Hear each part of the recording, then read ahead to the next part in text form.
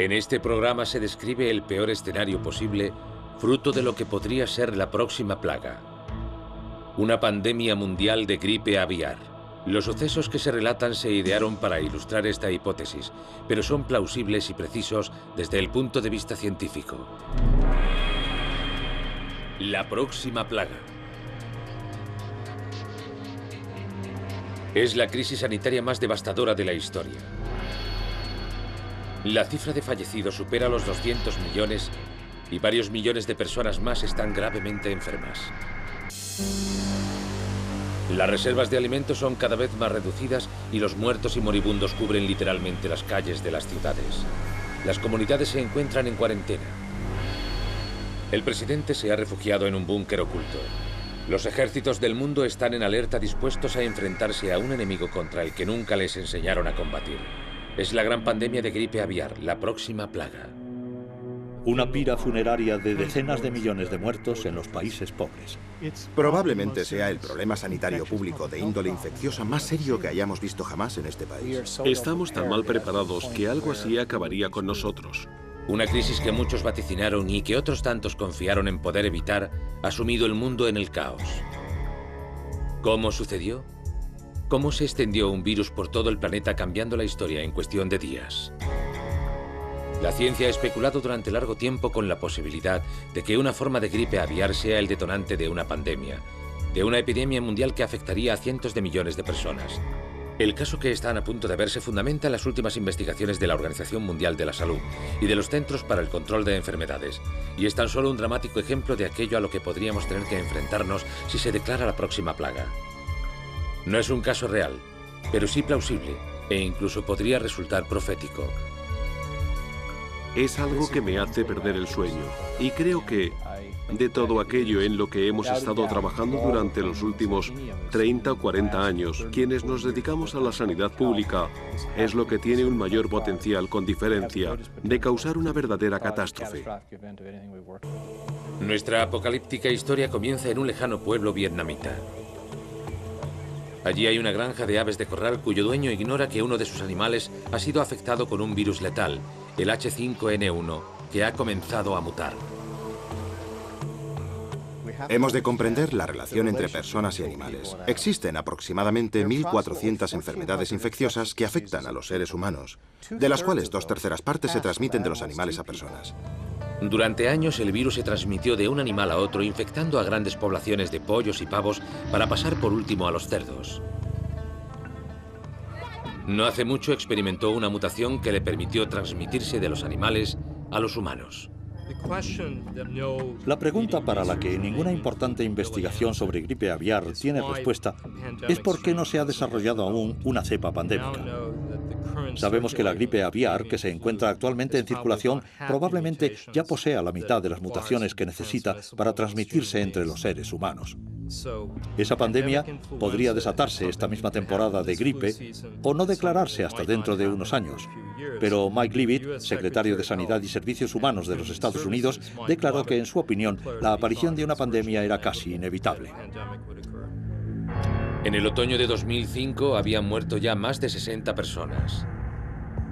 Pero ahora, tras una nueva y desastrosa mutación, el virus también ha dado el paso que muchos temían y ha empezado a transmitirse con gran rapidez de una persona a otra. En el sudeste asiático, un gran porcentaje de la población mantiene en su vida diaria una estrecha relación con aves de corral y cerdos.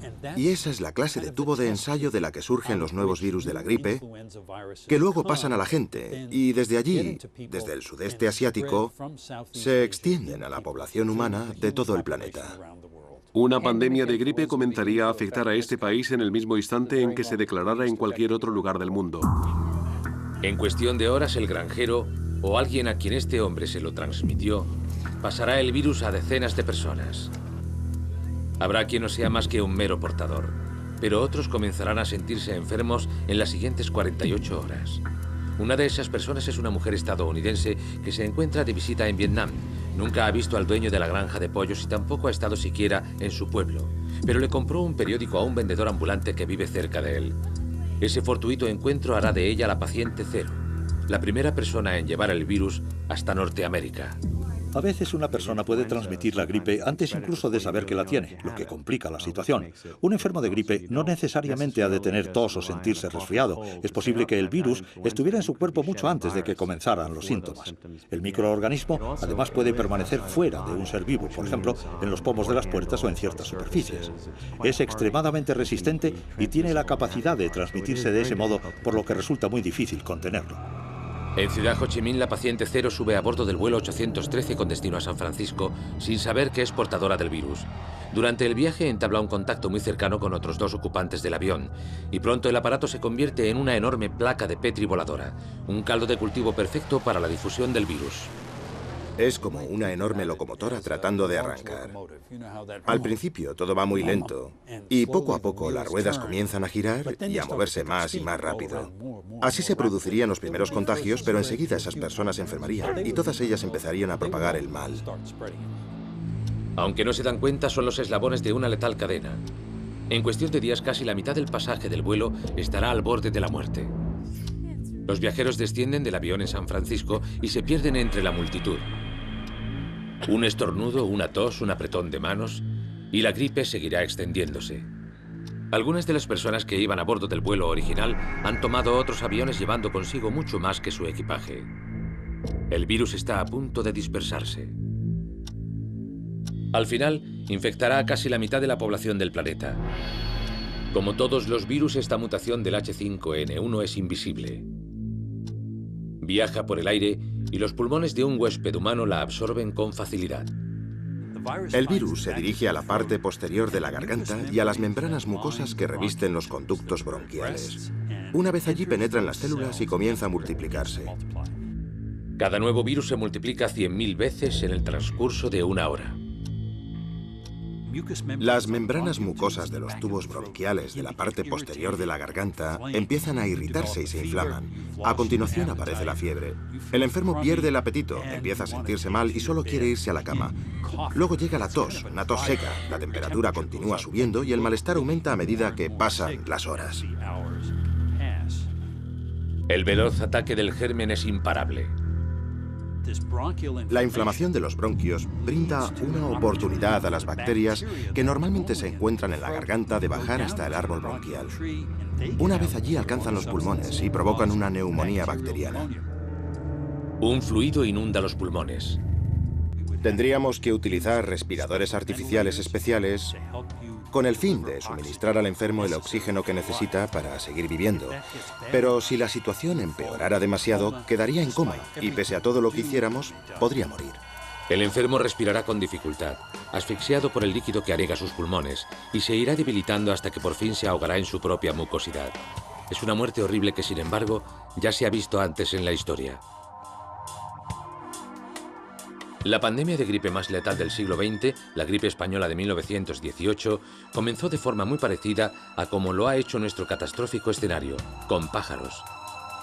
Esa plaga acabó con unos 100 millones de personas en todo el mundo, la mayoría jóvenes y sanas. Se culpó a la gripe de casi la mitad de todas las muertes que se produjeron en 1918, y el precio que pagó la humanidad fue muy alto. La esperanza de vida oficial en los Estados Unidos se redujo 12 años, a los 39. Incluso hoy en día se considera que la gripe es la causante de 500.000 de decesos en el mundo todos los años. Sin embargo, los expertos afirman que esta nueva pandemia podría ser aún peor. Si sucediera algo similar a lo acontecido en 1918, estaríamos ante la posible muerte de entre 180 y 360 millones de personas en el mundo. Y aunque la pandemia no fuera de las más virulentas, seguiríamos hablando de muchas más muertes de las nunca vistas. Una gripe aviar de esas características acabaría con un 8, un 9, un 10% de la gente que la contrajera. La cepa de 1918 provocó una masacre en todo el mundo, pues cegó la vida de entre un 2 y un 2,5% de los infectados. De modo que, si nos enfrentamos a un monstruo así, que se extiende con tanta rapidez y de manera tan destructiva, no nos quedará más remedio que recurrir nuevamente a técnicas sencillas que se utilizaban hace varios siglos, como por ejemplo la de refugiarnos en nuestros hogares. Pero al final del primer día, ninguna de las personas infectadas se ha dado cuenta siquiera de que es portadora. Y el tiempo sigue corriendo. La nueva plaga ha llegado.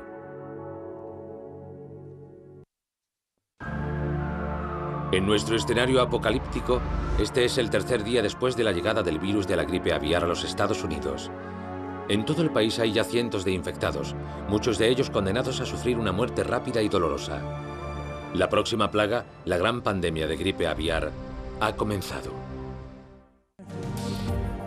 Una empresaria estadounidense que entró en contacto con el virus lo llevó consigo en un vuelo desde Ciudad Ho Chi Minh hasta San Francisco. Otros 2 pasajeros que se sentaban junto a ella estaban transmitiendo ahora el virus en distintas ciudades separadas por miles de kilómetros. Las pequeñas semillas de la enfermedad comienzan a echar raíces. Para entonces ya habrían mantenido un contacto muy cercano con un número considerable de personas a las que podrían haber infectado. Luego, esos individuos se enfermarían y el proceso empezaría a repetirse. El virus de la gripe es un agente infeccioso con una capacidad de transmisión extremadamente asombrosa. Empezaríamos a ver gente llegar a las salas de urgencias, a los hospitales y a las consultas de los médicos con enfermedades similares a la gripe.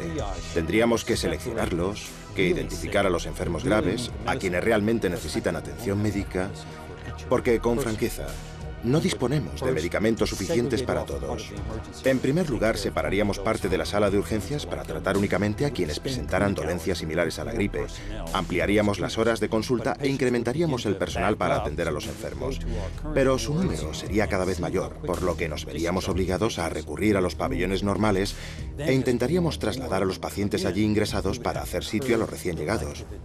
Luego, a medida que aumentara el número de enfermos, tendríamos que interrumpir las admisiones optativas. Las intervenciones optativas se acabarían y cerraríamos pabellones especiales para atender en ellos a la gente realmente enferma. Instalaríamos a esos pacientes en lo que denominamos salas de aislamiento, que son espacios que poseen sistemas de ventilación independientes de los del resto del hospital.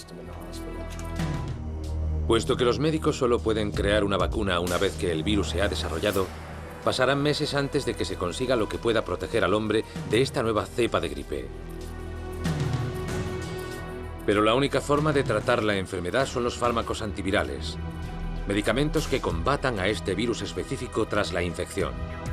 Sin embargo, por el momento Estados Unidos se halla prácticamente indefenso. El problema es que hoy por hoy las reservas de antivirales de los Estados Unidos no son las adecuadas. Si la enfermedad emergiera en múltiples localizaciones y se extendiera con mayor rapidez, el uso de antivirales no sería una estrategia adecuada. Se cree que el único antiviral capaz de vencer a la gripe aviar se llama Tamiflu. Es una pastilla que ha de tomarse 2 días después de la aparición de los primeros síntomas. La FDA lo aprobó en 1999, pero un fabricante de medicamentos ha limitado y controlado rigurosamente su producción. Estados Unidos ha tardado mucho en efectuar pedidos de Tamiflu, un fármaco cuya producción es complicada y requiere mucho tiempo. El año pasado comenzó a preocuparme y mucho que el gobierno no estuviera preparado para hacer frente a un brote de gripe aviar. Con las existencias de antiviral Tamiflu de que disponemos, solo podríamos suministrar tratamiento a un 1% de la población del país y todavía no contamos con investigaciones adecuadas para la elaboración de vacunas. De hecho, solo una planta produce vacunas aquí.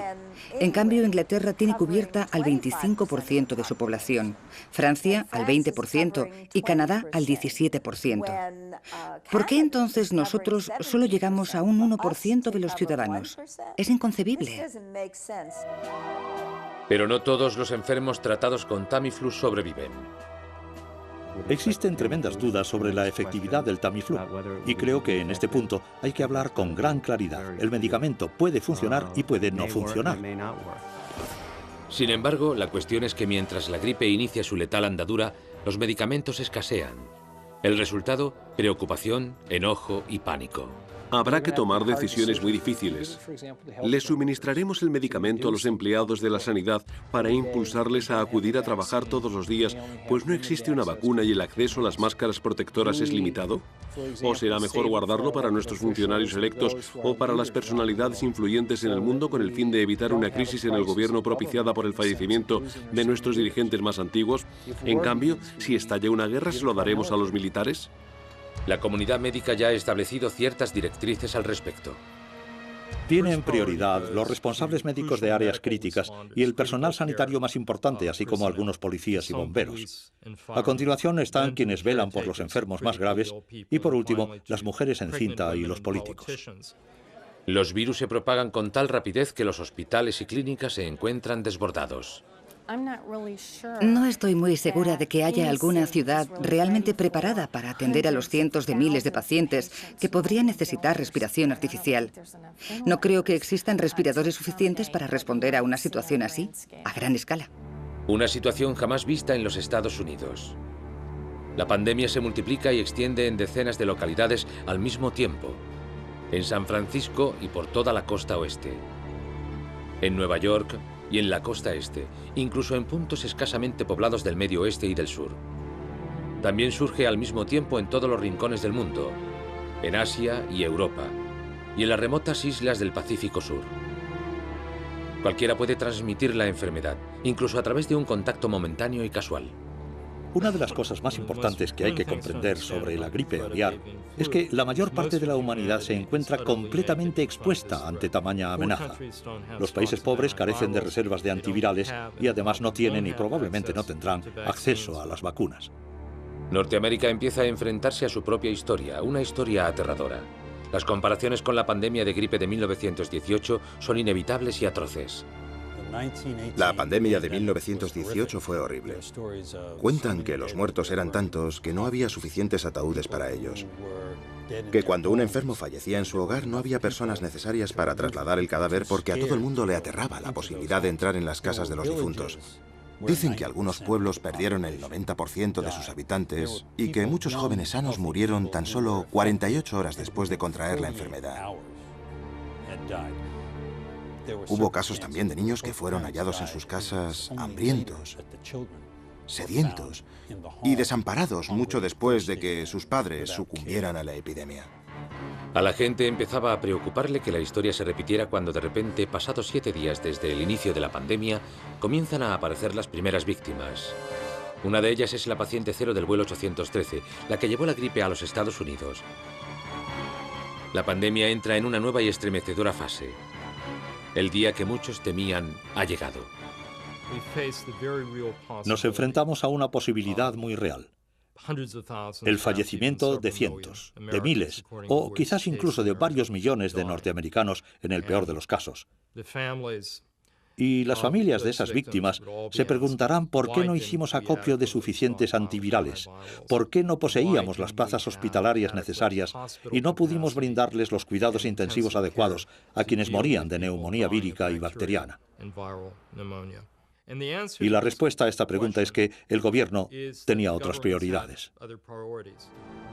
Sin embargo, ahora la única prioridad para los Estados Unidos es el modo en que se gestionará la mayor crisis sanitaria de la historia. Una que afectará a todos los ciudadanos y se cobrará un alto precio médico, político y económico. Pero por muy mal que estén las cosas en ese país, en otros puntos del mundo la situación es aún peor.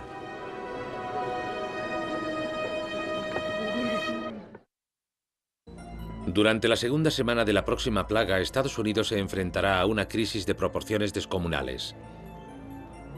En nuestro escenario apocalíptico, cientos de miles de personas han contraído una letal cepa de gripe aviar. De ellas, más o menos la mitad están enfermas. Los muertos se cuentan por miles. Sin embargo, no todo el mundo está de acuerdo con este escenario. La gente necesita saber cuáles son sus opciones y qué riesgos corre.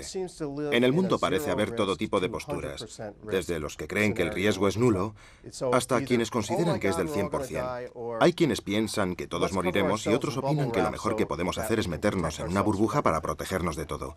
A mi juicio, lo peor que podría suceder en los Estados Unidos no será tan tremendista como esa visión histérica con millones de muertos que proponen algunos. Sin embargo, en nuestro peor escenario, hay quien augura un futuro muy negro, el de un mundo en el que las necesidades básicas cobrarán una importancia crucial. Nuestra línea de acción más importante consistirá en preguntarnos a nosotros mismos cómo vamos a pasar los próximos 12 o 18 meses. ¿Cómo sobreviviremos a cada día? si tendremos comida, agua y seguridad básica, y cuáles serán los bienes y servicios con los que podremos contar. Llegamos a la conclusión de que algo de esa magnitud sometería una gran presión a los recursos de una agencia. ¿Seguiremos yendo a trabajar o al colegio? ¿Continuaremos viajando? Una cosa está clara. Nadie sale del continente. Los vuelos internacionales permanecen en tierra. Los países que aún no estuvieran afectados seguramente cerrarían sus fronteras a los viajeros estadounidenses. Al otro lado del Pacífico, en el lugar donde nació el virus, la situación es aún más grave que en los Estados Unidos. La gripe aviar causa estragos en toda Asia, un entorno de pobreza generalizada y asistencia sanitaria limitada. La enfermedad diezma a los pueblos y sus habitantes, movidos por la desesperación, sacrifican a millones de pollos y cerdos en un esfuerzo inútil de mantenerse un paso por delante del virus. Pero es demasiado tarde. El microorganismo ya no necesita animales para medrar. Se transmite libremente de un humano a otro, a menudo mediante un simple contacto casual. Hoy en día, en los países en vías de desarrollo, las enfermedades infecciosas son la primera causa de mortalidad humana, y eso se puede llegar a extrapolar al mundo desarrollado. Para frenar el avance de una pandemia de gripe, tendríamos que producir vacunas en cantidades suficientes para que todas las personas del mundo reciban su dosis, es decir, 6.000 millones de vacunas más de las que existen en la actualidad. Y evidentemente eso es algo imposible. Los distintos gobiernos reaccionan de forma diferente a la crisis. Los expertos en seguridad de Hong Kong llevan años casi convencidos de que la gripe aviar supone una amenaza mucho mayor para el continente asiático que las armas nucleares de Corea del Norte.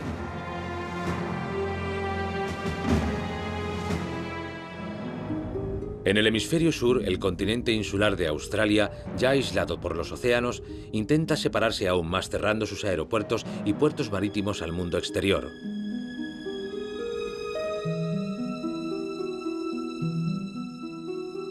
El número de víctimas aumenta día tras día.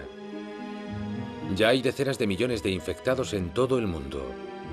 Cuando se cumple el día 14 desde el comienzo de la crisis, la cifra de muertos asciende a 1 millón. En los Estados Unidos, la gente desesperada trata de encontrar un refugio que no existe. Poco importa hacia dónde corran, siempre se dirigirán a la enfermedad. ¿Serán más seguras las ciudades pequeñas? No. ¿Y las grandes urbes? No. Una de las cosas que trataremos de hacer es concienciar a la población sobre el hecho de que esto no es algo de lo que se pueda escapar. Durante la pandemia de gripe de 1918, se decretó una cuarentena que demostró su eficacia evitando que la gripe se extendiera a una pequeña isla del Pacífico Sur. Pero frente a esta pandemia, no hay lugar donde esconderse. En un esfuerzo por hallar esa ansiada protección, algunos tratarán de sellar sus hogares con plástico y cinta aislante. Una medida no solo inútil, sino además peligrosa. Existe un riesgo mucho mayor de intoxicación por monóxido de carbono. Todo depende del tipo de sistema de calefacción que tengamos. Mucha gente quiere encontrar un método infalible para protegerse, pero sencillamente no existe. Quien confíe en estar perfectamente preparado para evitar el brote de gripe sufrirá una gran decepción. Nadie puede impedir la aparición de un huracán.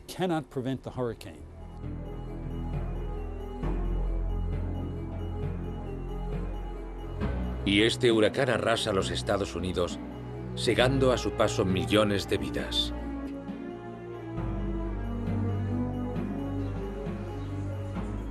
Empezaremos a comprobar sus repercusiones en el número de casos que se presenten en los hospitales, aunque muchas veces los enfermos no acudirán allí porque estarán tan abarrotados que tendrán que dirigirse a centros locales, gimnasios o cualquier otro lugar en el que la comunidad sanitaria haya decidido prestarles asistencia. Empezaremos a ver las repercusiones de la crisis en el desplome de la economía global. Los desplazamientos entre países se reducirán de forma drástica y determinados bienes comenzarán a escasear. A la culminación de todos esos acontecimientos se sumará la repercusión psicológica en la sociedad que llevará a toda la población a preguntarse: ¿seré yo el siguiente? Seguramente las industrias dejarían de funcionar y las empresas y los colegios cerrarían. No soy un economista lo suficientemente